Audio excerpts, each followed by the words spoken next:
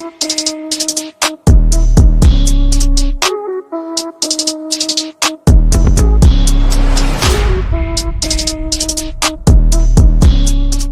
back to the Real Estate Reserve Podcast. Jason Balin, Hard Money Bankers, co-host Ian Horowitz, Equity Warehouse. Looking forward to a great show and a great interview. We're going to interview and introduce Glenn here in a second. And, Glenn, lives in Canada, but he primarily invests in the United States. He also has a coaching program, and he helps other investors invest in multiple different markets. We were talking before the show started, and he's in a lot of different strategic markets. So looking forward to hearing, what markets he's in, why he chose those markets. Definitely some tips and tricks to invest in areas that you're not currently located in. I know that's always been a challenge for Ian and myself. So definitely looking forward to that. If you're a return viewer, follower, listener, watcher, thanks again for all your support. We love growing this show. We love bringing on doing interviews with real live people and investors that are doing deals and have experience. No better way to learn than to listen to someone who has experience, who's been at this game long enough, and can go through the tips and tricks, things to stay away from, things to kind of go all in. So definitely looking forward to this one, Ian. Yeah, no, I'm definitely excited. I was actually on Glenn's show. We had a really good conversation.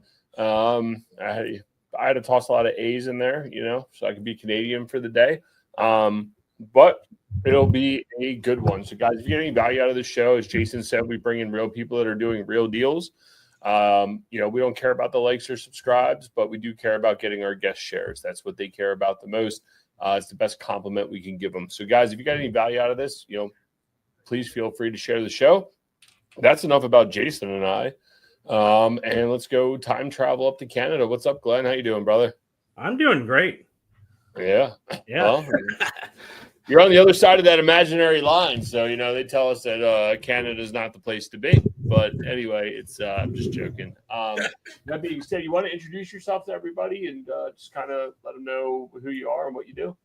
Yeah, sure. So I'm a Canadian. I've been investing in the U.S. for, I think, 9 years now. I've been running my podcast of Canadian investing in the U.S. to teach people how to invest in the U.S. for 8 years.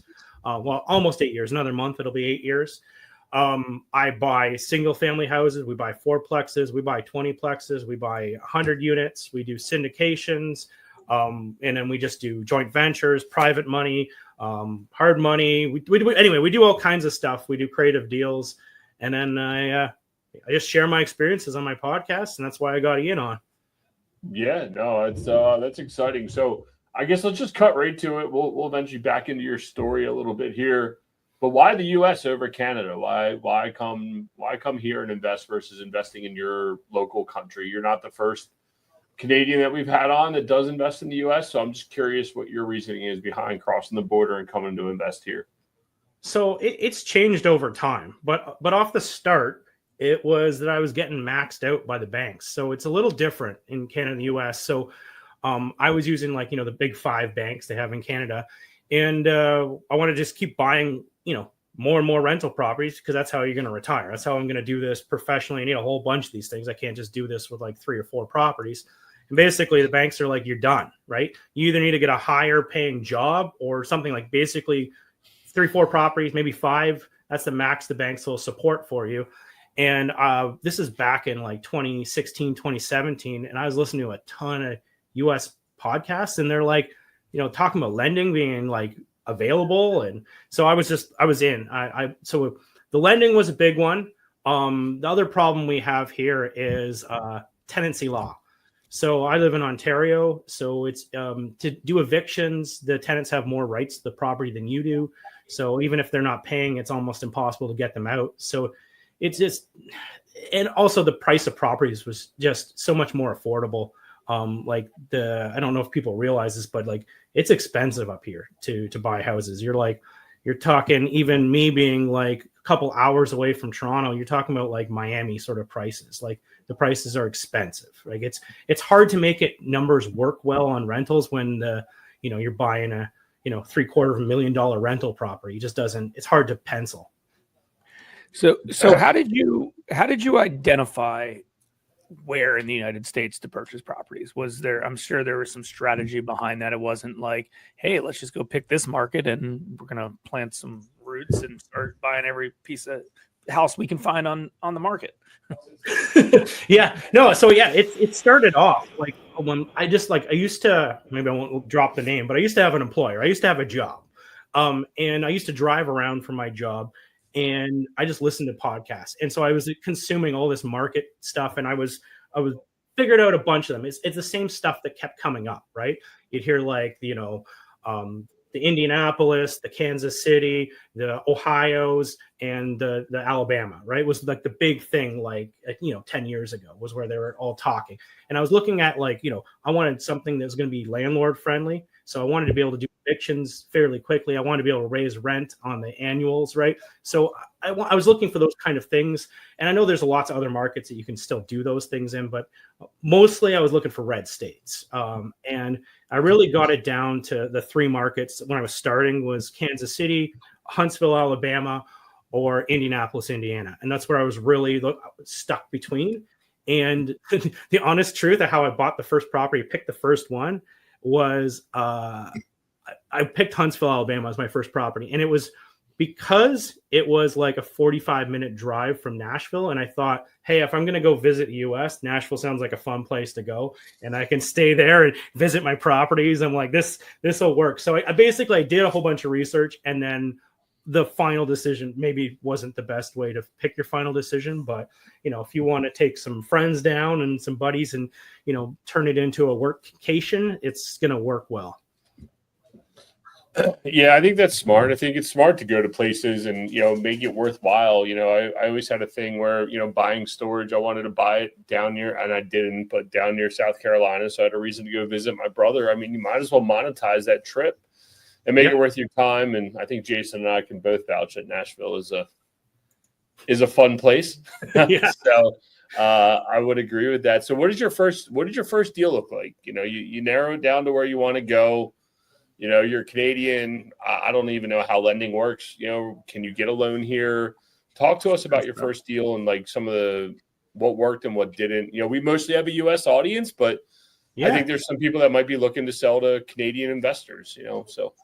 Yeah. So like the first place, like I was listening to podcasts. So you only get like a third of the story. Like you really don't, anyone who has a good podcast, they're usually holding some cards back, right? You're not getting the whole thing. So basically, I'm one of those guys that I was using my own money and I was willing to take a risk. And so when I first bought the first property in Huntsville, I didn't understand lending in the US. I didn't understand a lot of stuff, but I figured, you're not going to have all the lights green at once. I'll get the first property. I'll use my home equity line of credit from my home in Canada.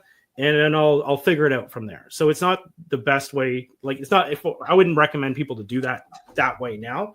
But I went in there, I bought the property, and then I found two more properties. By then I figured out how to do a DSCR loan. I combined that with put all three properties into one loan, refinanced them all together. So with the same money, I had one property. I now had three properties. And it just kind of grew like that. And then I got into, hiring contractors from a distance, which is honestly one of the things that would terrified me off the start. Because it's so easy to, if you're even in a different city in the United States, if you don't set this up right, you can easily get taken advantage of. And then we're talking about even having, if people look at your phone number, it's going to show that you have an Ontario phone number or a Canadian phone number. It's, you're showing a lot of red flags that, hey, you could be easily taken advantage of. So it was just like starting to, go get myself an American number, go make this stuff safe, figure out how the lending works. And then, I then started doing BRRRRs, right? So I don't know if we're going right into the story, but that's kind of how it went. But the first property, I basically bought something that was pretty cheap, $90,000 in Huntsville. It rented for, I think, $1,300 a month. And I bought it, used some cash, made it work. And then I figured on the next project, I'm going to figure more stuff out. And that's why the second one, I started doing refinances and went with that. And then the fourth project, that's where I started bringing in the contractors, started doing this. And then we started, we just keep adding more strategies, and we started buying short sales because those were pretty common back then. And then I'm like, oh, I got short sales down. Let's do some sub twos because there was some blood in the streets back then, and I could get some sellers that were willing to let me take these properties over.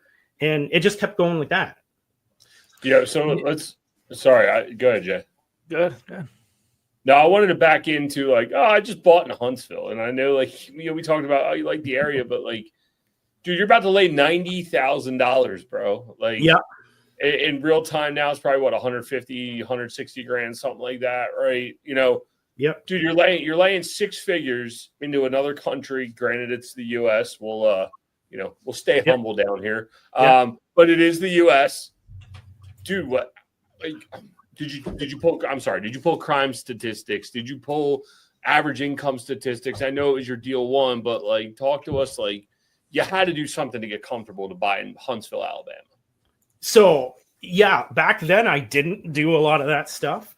I guess you'd think kind of a cowboy in that sort of sense.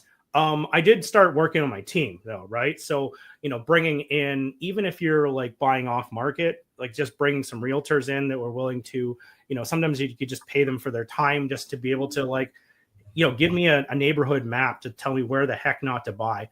And even the property managers, I brought them in right from the start, and they did the same thing. Because, you say, hey, I want to buy this house. Look at how cheap it is. And look at the rent to value ratio on this. And they go, you're nuts. We don't even want to manage in that area, right? You're in the wrong spot, right? Especially not as bad with Huntsville, but you get into Indianapolis and even Kansas City. There's spots you just don't want to buy, right? I didn't honestly even understand that off the start. Canada doesn't have like some of those really scary spots. And even when I went down there the first few times, I didn't understand what I was doing. I was talking to realtors and I was like, hey, I'm going to I went to this bar and our hotel was here and we walked through this part, and they're like, you walked through there at night? And I'm like, yeah. They're like, did you see anyone out? I'm like, you didn't see a soul. And they're like, there's a reason for that. And we're like just dumb Canadians just walking around. But no, like now we're doing all that crime stuff. We're checking all this. We want to know days on market. We want to know what the rental rates are, we want to know all that stuff now. But back then it was, I guess there was a lot of trust that I had to have. And I listened to a lot of podcasts and I kind of followed what other people were doing. So like when I even looked up Google, like what the top markets were. And back then, I think it was like San Antonio and, Indianapolis and Huntsville were all on that list. And, one part of Florida anyway, but I think it was Jacksonville. But it was kind of I just kept trying to consume as much material. And the funny thing is when you listen to a lot of material, you just get comfortable after a while. And I was willing to do the risk. And the thing was, I was bound and determined. Like I was so determined to leave my job that I was willing to take the risk. I was willing to put that on my line of credit. I was really basically willing to up my mortgage on my own house in order to see if this would work. Right. And, I made a lot of mistakes, like even setting up my corporation on my first property. I did it the way an American would do it, but not the way a Canadian would do it. And I had to do a lot of fixing and a lot of adjusting as I was going. But a lot of the stuff can be fixed, right? Like, typically, just to give you an example, Canadians typically don't use LLCs, right? The reason is an LLC is a flow-through entity. So the IRS would tax me personally, where Canada Revenue would look at that same income and say, hey, that's corporate income, and we want to tax you corporately, and the IRS taxes me personally, I get double taxed, right? So you don't want to do some certain stuff like that. But I don't know if I really answered the question, but honestly, I went wild. I had to take it. I had to make this work. I needed to buy more property. My properties in Ontario had done really well. And I was like, you do that sheet, I need, this much income, this much cash flow, and add it up. I'm like, if I want to leave my job, I need this much. And I'm like, I'm going to do this, and I can't do it here. I can't do it in Canada. So I'm going to find a place to make it work. And you just have to put that, square peg in the round hole and make it, and just figure out how to do it. And you're going to learn, you're going to learn some stuff on the way. You're going to make some mistakes, but overall, like, I don't work anymore. I haven't worked in years, and it's worked out really well. Yeah. I mean, the key takeaway is that I think, for anybody listening or watching was obviously, taking action early on, learning, right? Learned, but it's also the mix of, it's the blend of like, taking action and having education, right? If you take too much action without any education, you're going to hurt yourself or somebody else. But on the other side, too many people, as we all know, you're just educating, you're not actually taking action. So you did that, you took action, you did some deals, and then it's like, cool, I learned this. Let's do it. Another thing. We're always learning. Ian and I are involved in a lot of deals, and we're learning nonstop over and over and over and over every single deal. So it's the same model. So when you're a resident of Canada and you're purchasing something in the United States, I'm guessing you got a tax ID number. Is that the right thing? Yep. You got you got a tax ID number. So, and then they withheld, and then the IRS has a withholding, right, when you sell a property, and then you have to, in essence, file a tax return to get that back. So yes and no. So okay. You need a tax ID number. I actually have a social security number now, but for my first, I think 7 years of investing in the US or so, maybe 6, 5. Anyway, I just was using my ITIN number, right? And so I just was doing that. And if you do buy property with an ITIN number, when you go to sell it, the IRS or your title company is going to withhold 15%. And then you file your taxes and they'll make the adjustment based on what you did. But there's lots of ways to do this correctly. So like, for instance, if you own it in, like, say, a C Corp, then you wouldn't be subject. A C Corp is an American entity, and it's not going to be subject to FIRPTA. So you are not going to have that same thing. But in order for that to work, they're going to, for the title company to be okay with that, they're going to need to see that you've been paying the IRS. So they need to see like tax payments and, make sure you're not trying to skirt this whole system, is that you're in compliance and you are filing taxes and you are running a business properly. But, since then, I've went and got my, I have a U.S. visa now. I have a social security number. I have an American driver's license. So I went through and done all those parts to make, honestly, for lending better and for taxes better. So they don't have to withhold anything. No, that's good. Yeah. I mean, I only have a little of experience with it based on just doing loans for non-U.S. citizens and stuff like that, and figuring out kind of what's going to happen down the road. But no, and I'm guessing part of the coaching program that you have to help Canadian investors invest in the United States goes through that process. And that's a niche, unique process. That's not, I'm guessing, readily available to everybody. And I think that's, a strong. Yeah. Well, even a lot of people who they've done, even some people have done like 20, 30 houses in Canada and they go switch to the US. They just assume everything's the same, right? They don't understand the different leverage rates even of doing a DSCR loan versus, doing a conventional loan, right? They don't understand how, like typically in Canada, all of your loan setup fees are rolled into the loan, whereas in the US, you have to pay them, right? So there's just tons of differences the way, I don't know. I don't need it. You're a lender. You know all about this, but there's a ton of differences on the way it's done. Just even like calculating what kind of renovation to do on a property, just so that you meet the requirements of doing a conventional loan if you're going to sell this on the MLS, right? So just so you're making sure that you're compliant. And in Canada, it's not the same. So people make mistakes. So they're just like, hey, I'm not going to do these certain things. And then they're like, whenever they go get their home inspections done, all this stuff shows up. Let's talk a little bit about managing contractors, finding deals, and building relationships when you're not local. And, I'm guessing early on you spent some time here to try to, learn areas, do stuff like that. But it's not all that necessary. No. What kind of tools do you use to manage contractors? What kind of systems do you do? Everything employee based, where they're running the show and then you're overlooking it, or are you kind of using, I don't know, Monday.com or something to kind of keep this in place from overseas? So I mostly used GCs, right? Like proper general contractors. And the reason is that I don't have to manage material with a GC. They're going to be managing the material. And honestly, that's what goes missing a lot of the times. But the big part about hiring a GC or any sort of contractor, anyone who's going to do any work for you, is just collecting all the proper information before you start. So if you have their ID, their license, all the things that are, if they don't do what they say they're going to do, then you have some recourse. Like you could put liens on licenses, you could do a civil suit. You have a lot more options about setting that up if you do it correctly, like getting proper contracts in place.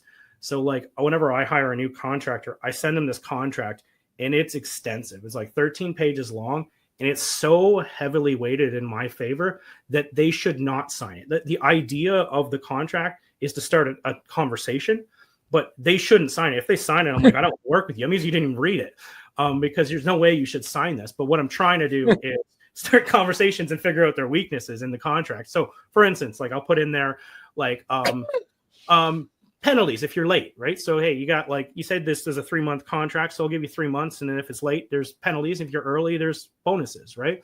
And whenever a contractor goes, well, I can't, we have to take this out. And I go, well, how about this? So we'll switch it. We'll switch it to 4 months. I'll give you a month of leeway. And if you're shorter than 3 months, you get the bonuses. And after 4 months, you'll get the penalties. And if they still say no, then you're like, well, then you probably aren't confident with this timeline at all. Right. And so it's just like a lot of questions that I'm going to try and drill in from this, like just the way the contractor draws are going to happen, how we're going to pay. One thing that, as Canadians, that Canadians never think of is how you're going to pay the contractor, because, typically we're on the Canadian App Store on your phone. So guess what? There's no Venmo, there's no Zelle, there's no these are American apps. They don't exist on your thing. So it's like, how are you paying these people? It's something to think about. And you don't want to be just sending wires for every single payment. The guy wants like $3,000 here, $3,000 there. You spend, an extra $30 on each wire. It adds up after a while. It's still small, but it's a lot of things that people just don't think about. But it's about, whenever I'm working with a contractor, figuring the whole thing out, how the draw schedule works, how the payment schedule attached to the draw schedule is going to work, and figuring it all out ahead of time. If you plan this out, it's well contracted. You have them initially all kinds of clauses through there. They're going to be the ones that an attorney would look at and go, I don't know about that. I want to make sure that they sign specifically beside these clauses. And we're going to specifically have conversations about that. And that's what's going to make it safe.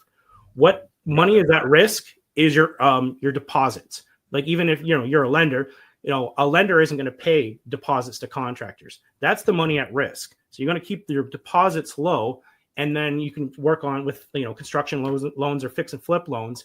And then the lender is going to protect you as well, because the lender is going to protect their own butt by doing construction draws, inspections all the way through. And guess what? If they're protecting their butt, they're protecting your butt as well. So you're not paying a contractor for something that wasn't done. No right? Yeah, I think someone that's willing to take those extra steps, they're probably going to, one of two things: they're going to perform for you, or they're going to screw you over. So I think taking those extra steps and planning it out. But honestly, like even for someone that's here in the U.S. working in their own backyard, you should probably take similar steps if you're not going to micromanage the project. Watching how some of these guys handle ground up developments and meeting with contractors and forcing them to use their agreements. It's like, wow, you only hear about that from like Ryan Holmes or DR Horton, the big guys. But, taking a page out of their book and being reasonable about it, I think goes a long way. The lender gives you their lender docs. You don't show up with your own lender docs. Like, oh yeah, I'm just going to sign. I'm just going to do it this way. So it's that'd be wild.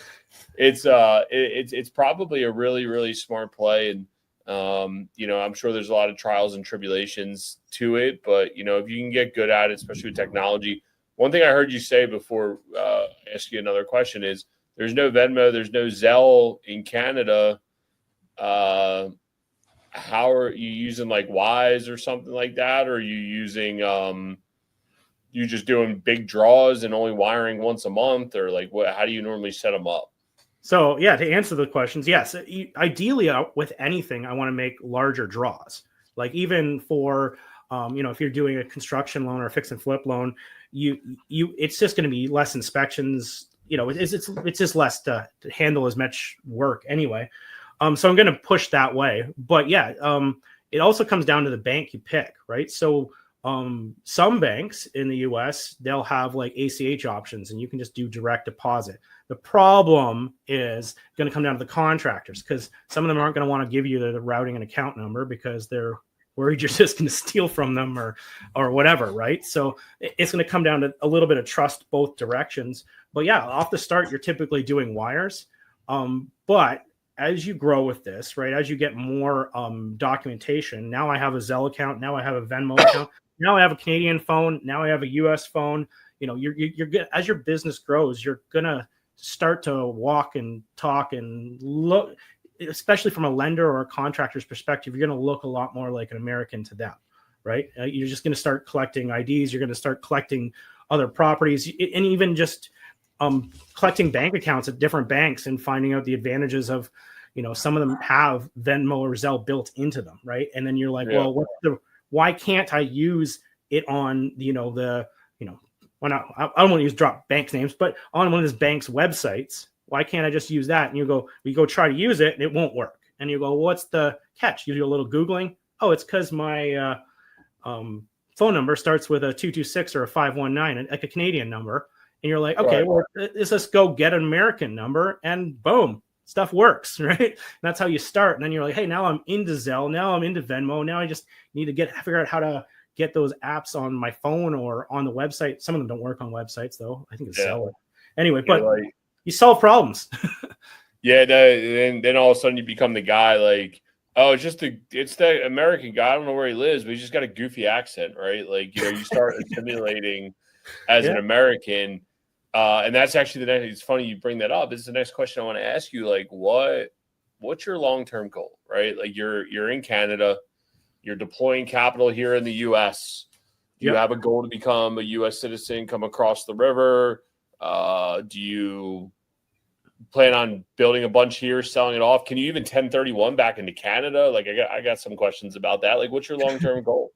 So, at least until right now I have young kids, so I'm not coming to the US, but I went through the process. I got my E2 visa, right? So it's a business investing visa in the United States. So I have my E2 visa. I can go back and forth across the border a lot easier than anybody else. Like when I come to the border, they always just like, are you going for your E2 or are you going for business or for pleasure? And then if it's pleasure, there's a lot more questions, like, you know, the typical questions. And if it's E2, they just wave you through. Or sometimes they're like, what business are you doing? And then mule and drugs. That's why I got this. No, but anyway, so I do have an E2 visa. I have the ability to live in the United States for 5 years at a time. And then I have to renew my visa. I still live in Canada, but I frequent Michigan all the time. I'm not that far from there. I go to Red Wings games. I go to, you know, all that stuff down there. I do a lot of my notary there, or if they'll let me, usually we'll do RONs, like remote online notaries, like through online signings, because it's so much easier. But sometimes, honestly, it's not the title company. It's usually the lender that won't allow that kind of stuff. But back to the focus, Glenn. Long-term goal. So what we're working on now is we're looking at buying a property and this is the future. That's why I'm bringing it up. Is we're looking at buying a property in Columbus, a 20 unit, and we're going to fully AI the whole thing. So meaning when tenants call in to place maintenance requests, when they're doing lease up, we're going to do the whole thing with AI. The repairs, everything that a property manager would do, which will save us a ton of money. But it also, I'm looking to save time. I also have a few VAs to actually handle the stuff that does require people. But what I want to do is build a business that's a business that doesn't require me. That's the ultimate goal, is to phase myself out so that I'm doing the podcasts, the fun stuff, the talking to students and helping them and solving their problems, the stuff I like to do, and getting rid of all the crap I hate. That's the ultimate goal. And honestly, I don't see that it'll stop. Like, it's not like I'm going to get to a certain point and retire. Like we bought some 100+ unit buildings too. That's really the way to scale, but it's a little bit slower the way the money moves, right? So it takes me your paychecks come every 5 years instead of you're doing a flip every like 4 months. So it's a little harder to live off the start. But the honest truth is, I just want to have a whole lot of properties that are all functioning. Get rid of the worst functioning ones every year. Sort them out by what makes the best profit, which ones aren't performing very well. Either figure out how to take those bottom ones, move them to the top, or get rid of them. And then just continue to do that, refine the portfolio, and just be able to go and, travel to Florida, travel to Texas, travel to, British Columbia, Canada, even like just being able to go wherever I want. I'm not looking to buy vacation homes. I'll just stay wherever I want and rent a nice Airbnb somewhere, right? And I'm more of a mover than staying in the same spot every time. Yep. And that's the ultimate goal. I want to be able to have the freedom to travel around wherever I want and not have to do a lot of this work. Yeah. No, it seems like you got a good plan in place. It's pretty awesome to see go out there, execute, doing it literally from another country. Although I guess if Uncle Donald gets his way, maybe you'll be a resident here soon enough. You never know. But anyway, no, it's just good that you have you're like me. You weave a lot, you talk a lot, but in the end, you have a clear, defined goal. And I think that's the underlying tone that I think a lot of people will take away because Jason hit the nail on the head early. Glenn, where's the best place people can find you on the internet? They want to learn about your coaching program. They want to find out more about what you're doing, or they want to see you get snowed in up in Canada. So my brand is A Canadian Investing in the USA. So you can find that as a podcast. You can find that as a website. Like on my website, there's freebies, like no pressure. If you want them, there's free lenders. There's free. I'll have to get Jason on there. But I have lender referrals. I have, mistakes that common can make, like a whole bunch of freebies on there people want. So you can check that out. You can find me on Facebook, Instagram, LinkedIn, whatever you want. I'm out there everywhere. But honestly, what I usually say is go check out the podcast, learn some, and then contact me. I'll do a free call if you want to do a call. Awesome. Guys, if you got any value out of this, Glenn poured his heart out. As you can see, he's a real investor doing real deals. He's not a bullshitter. He's out here with us in the trenches. So if you got any value out of this, please share the show. It'll be the biggest compliment we can give Glenn. We will catch you guys on the next one. Thanks for tuning in to the Real Estate Reserve Podcast. Do us a favor and like, comment, and share our broadcast. It helps the algorithm and helps us spread the word too. Till next time, thank you for tuning in.